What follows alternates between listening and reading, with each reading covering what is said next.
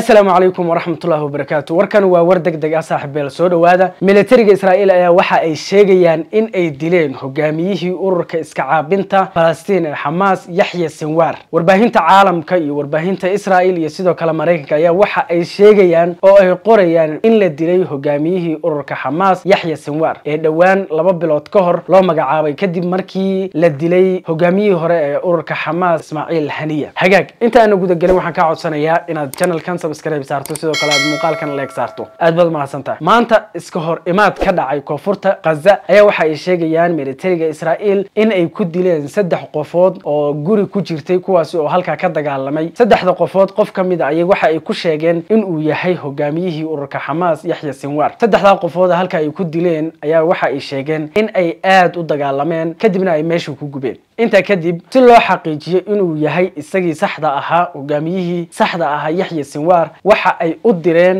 shaybaar si ay u ogaadaan DNA-giisa inuu yahay Sinwarkii saxda ahaa sida caadiga ah marka ururadan iska caabinta Falastiin laga dilo hogaan ama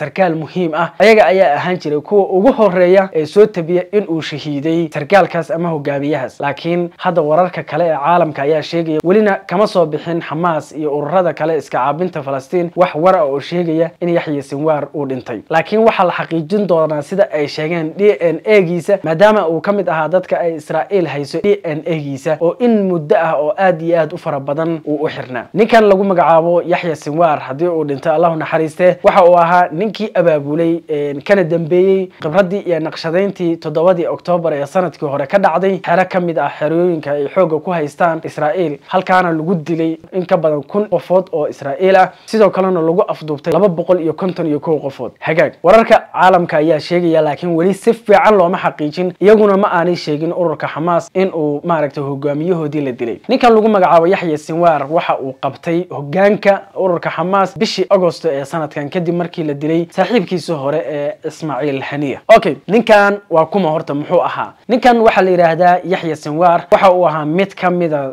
hogaamiyaasha ugu mayalka adag uguna taatiga iyo naqshadaha badan ee soo maray ururada iska caabinta Falastiin waxa uu dhashay 1962 waxa uu ku dhashay xero qaxootiga oo la yiraahdo Khan Yunis oo ku taala Falastiin ninkan waxa uu soo maray xabsiyo dhaadheer iyo xabsiyo gaagaaban oo maaragtay gaaraya ilaa iyo 3 xabsi 3 mar ayay xireen ciidamada Israa'iil mar waxa ay xireen 1982 kadibna waa iska soo daayeen haddana waxa ay xireen 1985 waa 3 sano kadib haddana waa soo daayeen markii saddexaad ay waxa ay xireen 1988 ilaa waxa uu xirnaa 2011 oo ah muddo 23 sanadood ah muddo 23 sanadood ah ayuu u xirnaa Yahya Sinwar Israa'iil intii uu xabsiga ku jiray waxa uu ahaa nin aad iyo aad wax u kororsanayay waxa uu bartay luqadooda afka Cibriga sidoo kale waxa uu akhriyay buugaag aad iyo aad u fara badan iyo taatikooyin badan ayuu akhriyay intii uu xabsiga ku jiray mar laga qaaday wareysi 2004 masala 2006 meelaha ay ahayd wareysi laga qaaday ayuu waxa uu ku sheegayaa in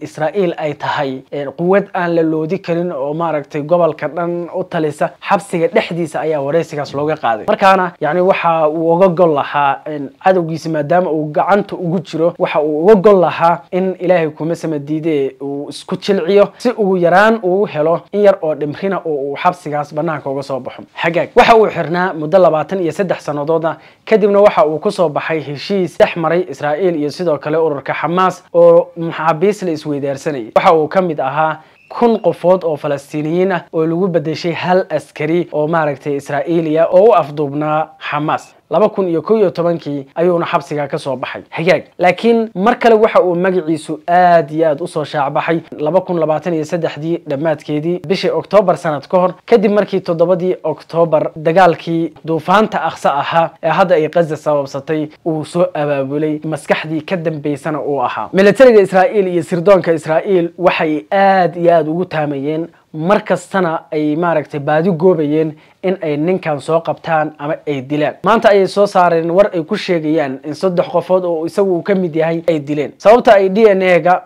ugu direen shaybaarkana waxa ay tahay maadaama dadka halka ay kula dagaalameen ay ahaayeen dad aad iyo aad u gubtay si hagaagsan loo aqoonsan waayay taasi waxa ay ku qasabtay in ay shaybaarka u diraan waxaan rajaynaynaa arintaasi inay beenoodo hadii ay run noqotana Ilaahay subhanahu wa ta'ala ha u naxariisto dabcan waxa ay u dagaalamayeen isaga iyo inta la mid ah iyo hogaamiyaashii ka horreeyay waxa ay ahayd xorriyadooda iyo maaragtay dhulkooda iyo qiyamkooda iyo sharafkooda ay u dagaalamayeen si xaq ah ayayna maaragtay arintooda u wateen xageed ugu dambeyntii waxa aan sugaynaa xaqiiqda dhabta ah ee la soo saaro warkaas inuu beenoobo iyo in uu dhaboobo waxaana dhici karta saacadaha ama daqiiqadaha soo aadan in ururka Xamaas ay arintaasi ka jawaabaan ama ay rumeeyaan ama ay beeniyaan aad wad mahadsantiin saaxiibayaal fadlan hadaad nagu cusubtaa waxaan ka codsanayaa inaad channelkan subscribe dhahdo sidoo kale muuqaalka like saarto ra'yigaagana halkan ka soo dhiibato wassalaamu calaykum waraxmatullaahi wabarakaatu